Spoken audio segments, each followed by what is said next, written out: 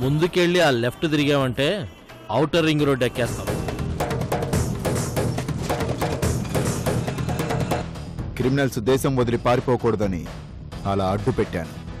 ఎవరిని క్రిమినల్స్ అంటున్నావు? ఈ రూట్లో అక్రమంగా మారణాయుధాలు సరఫరా అవుతున్నాయని నాకు ఇన్ఫర్మేషన్ వచ్చింది. మీ వెహికల్ చెక్ చేయాలి. మన ముగ్గురికే తెలిసిన విషయం ఆ జీకే గాడికి ఎలా తెలిసింది? దీనిని బట్టి మీకేమర్థం అవుతుంది? ఆ జీకే గాడు మీ చుట్టూ స్పై కెమెరాలా తిరుగుతున్నాడు. కాబట్టి మీరు ఎంత జాగ్రత్తగా ఉంటే అంత మంచిది. రేఖ, బావ చనిపోయి ఎన్ని రోజులైనా మనం చేయాల్సిన పద్ధతిని మర్చిపోయాం. నువ్వు తప్పు చేసావు రఘు అని చెప్పడానికేనేమో వాడు నాకు పదే పదే గుర్తొస్తున్నాడు. అందుకే వెంటనే స్నేహాన్ని మన ఇంటికి పిలిచి బట్టలు పెట్టి పంపిద్దాం. ఇది జరిగే పనేనా?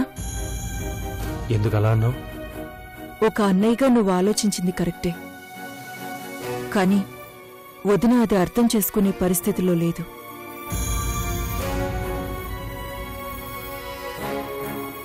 ఉషని బయటికి గెంటేసింది, బిడ్డని దూరం చేసేసింది. మనల్ని కోర్టు వరకు లాగిన వదిన మన ఇంటికొస్తుందా?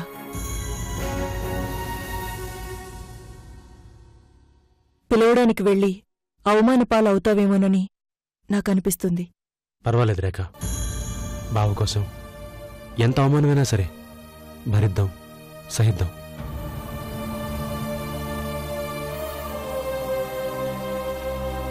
ఆ సంప్రదాయాన్ని గనక జరిపిస్తే పైలోకంలో ఉన్న బావ ఆత్మ శాంతిస్తుందని స్నేహకి నచ్చచెప్దాం.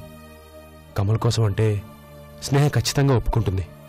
అప్పటికీ వినకపోతే తప్పదు రేఖ, బతిమాల్దాం. ఎలాగైనా స్నేహాన్ని కన్విన్స్ చేసి మన ఇంటికి పిలిచి బట్టలు పెడదాం. సరే రఘు, వెళదాం పద.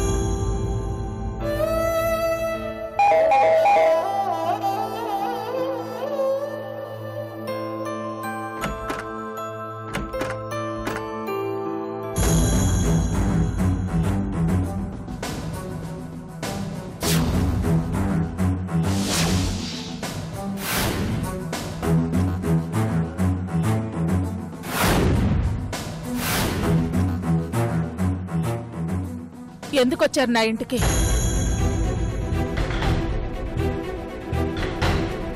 ఇంకా ఏం నాశనం చేద్దామని వచ్చారు? చూడమ్మా స్నేహ, నా మీద నీకు కోపం, పగ, అసహ్యం ఉండొచ్చు. బావని నేనే చంపాననే అనుమానం నీకుండొచ్చు.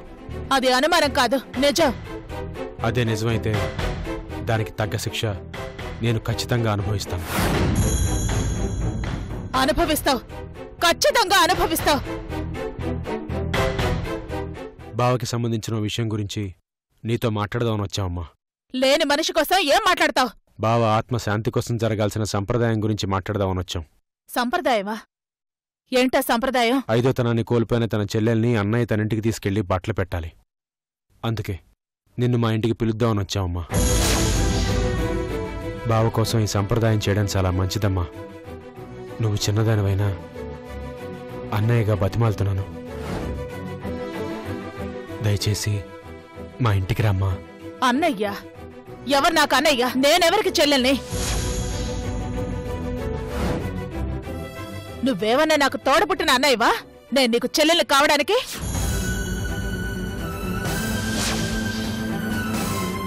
చెయ్యాల్సిన అన్యాయం చేసేసి నా మాంగళ్యాన్ని నాకు దూరం చేసేసి జోలపాట పాడి ఓదార్చడానికి వచ్చావా?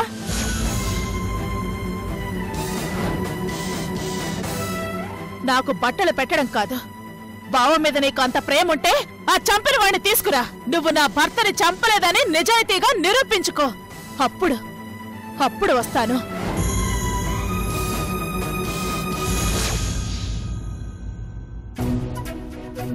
అప్పుడు నువ్వు నా అన్నవనుకుంటాను. అప్పటి వరకు నా కంటికి కనిపించుకో.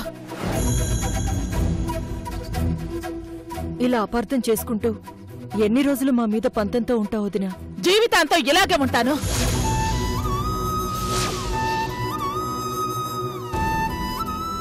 ఒక్క మాట గుర్తుపెట్టుకోండి, మీకు మాకు మధ్య ఎటువంటి సంబంధాలు లేవు.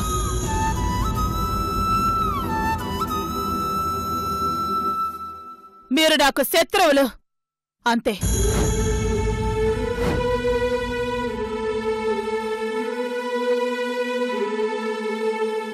తెంచేస్తే బంధాలు తెగిపోవదినా. కమల్ అనే వ్యక్తి నీకు భర్త కాకముందు నాకు అన్నయ్య. మాది రక్త సంబంధం. ఒక్క మాటతో ఆ బంధం తెగిపోదు.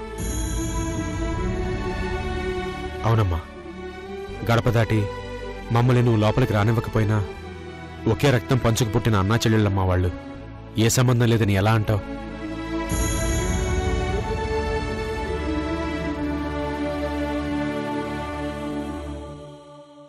మీరు ఎన్ని చెప్పినా నేను ఆ ఇంటికి రాను, మీరు నా ఇంటికి రావద్దు. ఈ విషయంలో నా భర్త కోపం వస్తే రేపు నేను పైకి వెళ్ళాక నా భర్తకి సంజాయిషి చెప్పుకుంటాను. ఇక దయచేయండి. బట్టలు పెడతారట, బట్టలు. మీ మొహాలకు ఒక సంప్రదాయం, ఒక పద్ధతి ఏడ్చింది.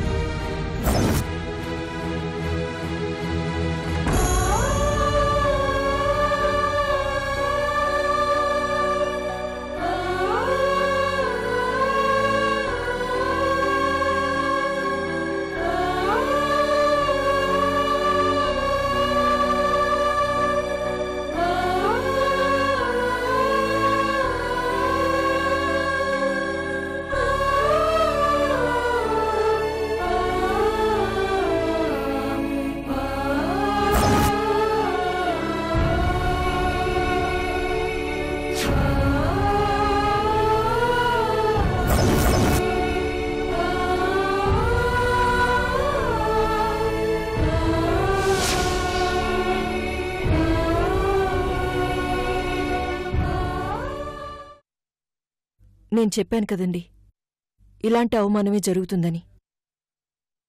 మీరు ఎంత ప్రేమని చూపించినా అదంతా ద్వేషంగానే మార్చుకుంటుంది.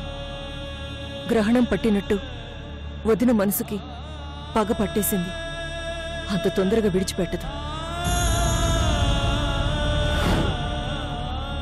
విడిచిపెడుతుంది. త్వరలోనే పగని విడిచిపెడుతుంది. వీళ్ళు నా వాళ్ళని అర్థం చేసుకుంటుంది. వెళ్తాం పద.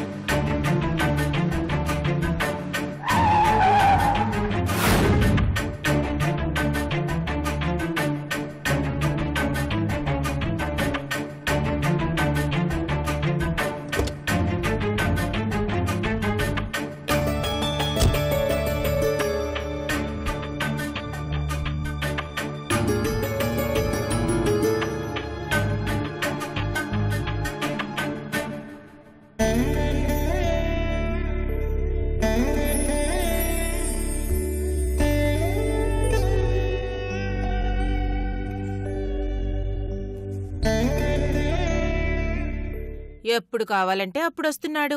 ఎంతసేపు కావాలంటే అంతసేపు ఉంటున్నాడు. అత్తారిల్లైపోయింది.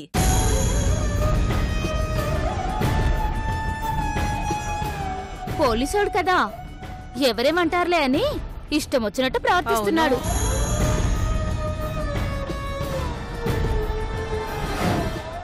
రండి కూర్చోండి. పర్లేదు, మీకు విషయం చెబుదామని వచ్చాను. నువ్విచ్చిన ఇన్ఫర్మేషన్తో పరశురామ్ని ఎయిర్పోర్ట్కి వెళ్లకుండానే అడ్డుకున్నాను. వాళ్ళ వీసా, ఫ్లైట్ టికెట్స్ ఇచ్చేసి పాస్పోర్ట్ హ్యాండ్ ఓవర్ చేసుకున్నాను. ఏం జరుగుతుందో చూద్దాం పదండి. అవును కదా, చూద్దాం పద చూద్దాం. వాళ్ళ మీద ప్రత్యేకమైన నిఘా ఏర్పాటు చేశాను. ఎందుకంటే నేరస్తులు ప్రవేశించడానికి పారిపోవడానికి సముద్ర మార్గం కూడా చాలా సులువైపోతుంది.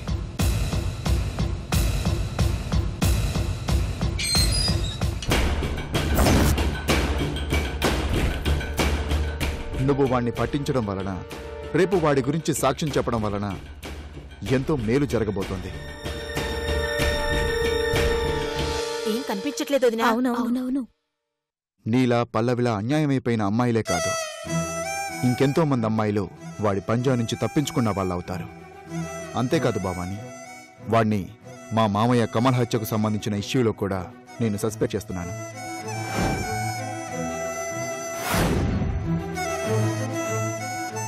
శిక్ష నుంచి వాడు తప్పించుకోకుండా రైట్ టైంలో ఇన్ఫర్మేషన్ ఇచ్చినందుకు చాలా థ్యాంక్స్ చెప్పాల్సింది నాకు కాదు, ఆ పరశురాం తల్లి సుభద్ర గారికి చెప్పాలి. వాట్? అవునండి, కొడుకుని తన భర్తే దేశం నుంచి పంపించేస్తున్నాడని ఇన్ఫర్మేషన్ ఇచ్చింది ఆవిడే.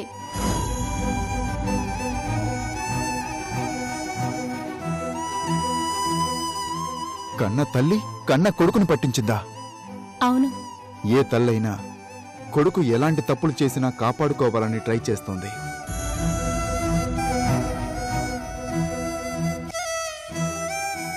కొడుకును పట్టించాలని చూసిన తల్లిని నా సర్వీసులో మొట్టమొదటిసారి చూస్తున్నాను. గంజాయి వనంలో తులసి మొక్కలా ఆ దుర్మార్గుల మధ్య ఆ తల్లి నిజంగా తులసి మొక్కే. తమని తాము కాపాడుకునే క్రమంలో కడుపును పుట్టిన పిల్లలకు కూడా కాటేయడమే విషసర్పాలు నేర్పిస్తాయి. కాని ఆ తల్లి తన కడుపును పుట్టిన విషసర్పానికి ఎప్పుడు ఉరిశిక్ష పడుతుందా అని చూస్తుంది. గ్రేట్. అలాంటి తల్లులు ఇంకా ఉన్నారు కాబట్టే ప్రపంచం పూర్తిగా నాశనం అయిపోకుండా ఉంది. సరే, ఇక నేను బయలుదేరతాను. నాకు చిన్న మీటింగ్ ఉంది. అలాగే. అదిగో అప్పుడే అయిపోయినట్టుంది మీటింగ్. బయటకు వచ్చేస్తున్నారు. పదండి.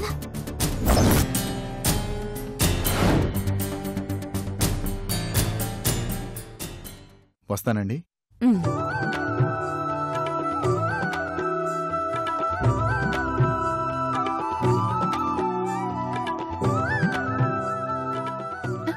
సార్, ఒక్క నిమిషం.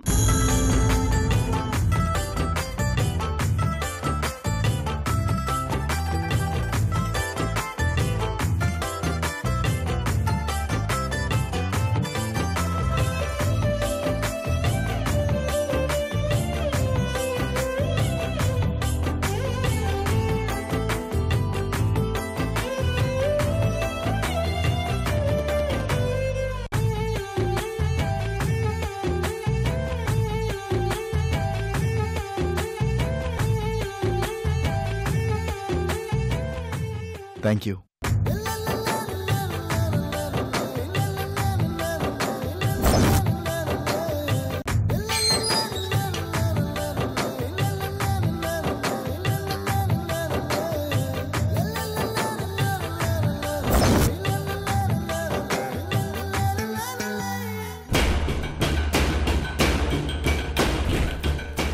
ఏమమ్మా పార్వతమ్మ, ఏం జరుగుతుంది మీ ఇంట్లో? ఏం జరగడం ఏంటి? కూతురు చేత పోలీసోడికి పాదసేవ చేయిస్తున్నావా పార్వతమ్మ? నోటికొచ్చినట్టు మాట్లాడకండి. కళ్ళారా చూసాం కదా. మీరు చూసిన దానికి ఊహించిన దానికి చాలా తేడా ఉంది. మీలాగా మేం తెలివిగా మాట్లాడలేం గాని పట్టపగలే భాగవతం మొదలెట్టేశారనమాట. ఇష్టం వచ్చినట్టు మాట్లాడుకుంటూ మర్యాదగా వెళ్ళండి. అబ్బో, ఏదో సామెత చెప్పినట్టుంది. చెప్పేవేమో శ్రీరంగ నీతులు, చేసేదేమో ఎక్కువ మాట్లాడారంటే చెప్పు తీసుకొని కొడతాను. నువ్వు కొడతావు. ఎందుకు కొట్టావు? పోలీసోడు అండదండలున్నాయి కదా.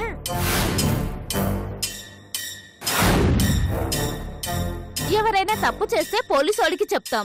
ఇక్కడ పోలీసోడే తప్పు చేస్తే ఇంకెవరికి చెప్తాం? అవును కదా. ఇలా వదిలేస్తాం అనుకోకండి. ఏదో ఒక రోజున రోడ్డుకి ఈడుస్తాం.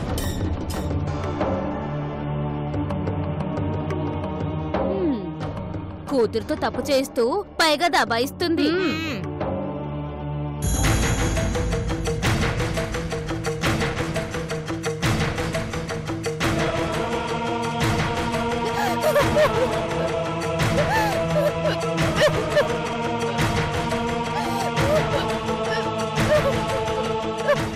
అవి గద్దలమ్మా, అలాగే పొడుస్తుంటాయి.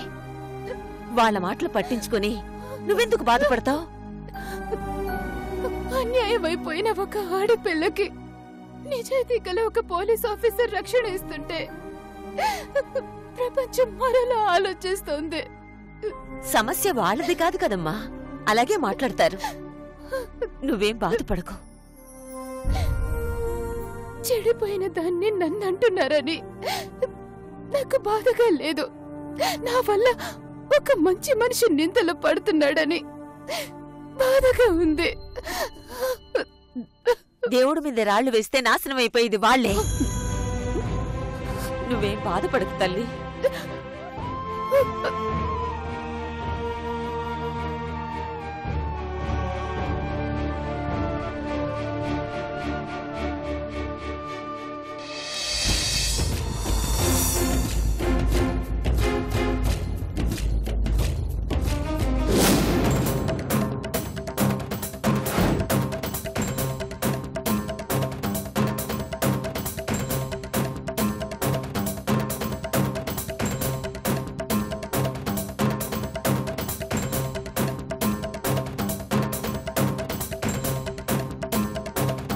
అంకుల్,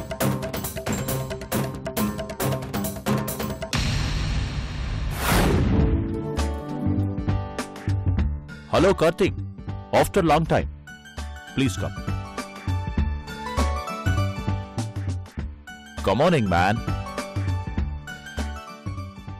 నీకు సమాధానం దొరకని ప్రశ్నల కోసం నా దగ్గరికి వచ్చావని తెలుసు కార్తీక్.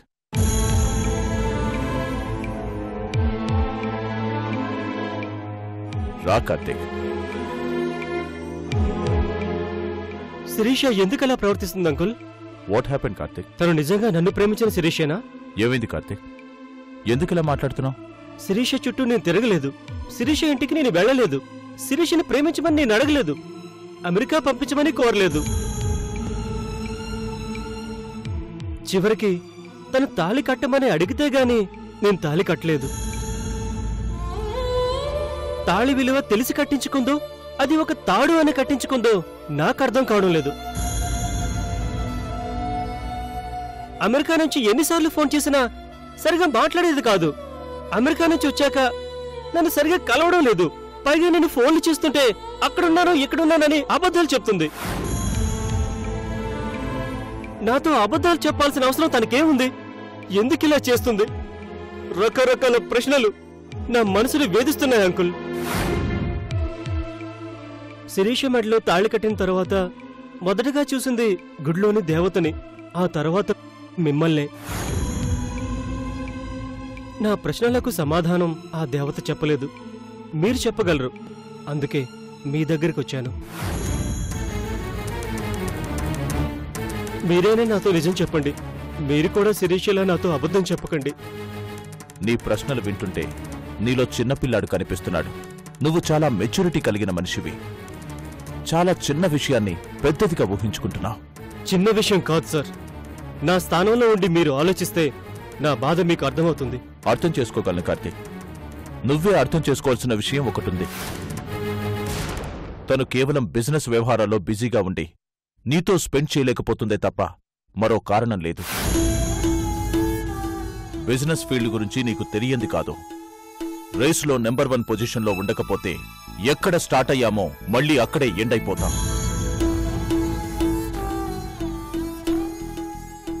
ప్రస్తుతం శిరీష ఆ టెన్షన్లో ఉంది తప్ప ఇంకేం లేదు. తనకి నువ్వంటే ఇష్టం. తను నిన్ను ప్రేమిస్తోంది. ఇందులో ఎలాంటి డౌట్ లేదు. ఉందంకుల్, నాకుండాల్సిన డౌట్ నాకుంది. కార్తీక్, కార్తీక్,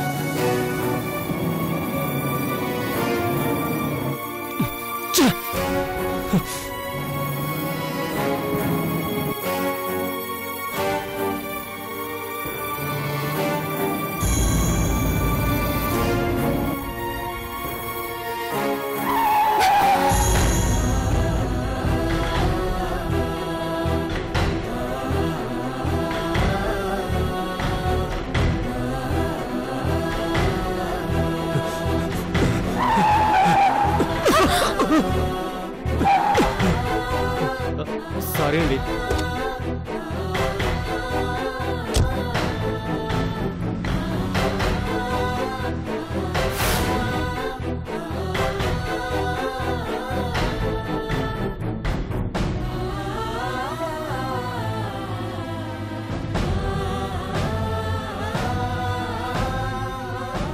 ఏమైంది నీకు?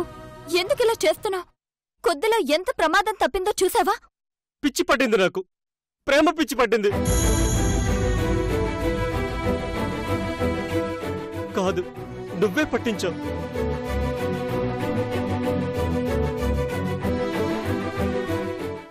నేను అపార్థం చేసుకోకూడదంటే మనకున్నవి రెండే మార్గాలు.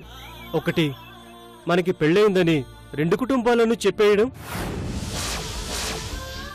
2, నేను కట్టిన తాళి నాకిచ్చేయడం.